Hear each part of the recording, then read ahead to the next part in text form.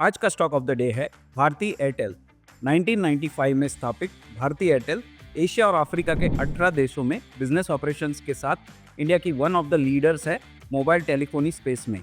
Subscriber के terms में ये ग्लोबली टॉप 3 सर्विस प्रोवाइडर्स में शामिल है। एयरटेल एक डाइवर्सिफाइड टेलीकॉम सर्विस प्रोवाइडर है जिनके बिजनेस ऑफरिंग्स में wireless, mobile commerce, fix line, home broadband, enterprise और डीटीएच सर्विस शामिल है। 4G अपग्रेड से revenue accretion, minimum ARPU plans जो पूरे भारत में रोल्ड आउट किए गए हैं और रीसेंट टैरिफ हाइक, इन कारणों से कंपनी ने आरपू में इंप्रूवमेंट बताया है। इसके अलावा मीडियम टू लॉन्ग टर्म में गवर्नमेंट की डेटा लोकलाइजेशन पॉलिसीज और स्मार्टफोन्स का इंक्रीजिंग पेनिट्रेशन डेटा की स्ट्रॉन्ग डिमांड को बूस्ट करेगा।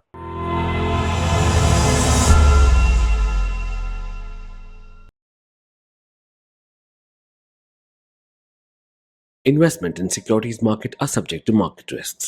Read all the related documents carefully before investing.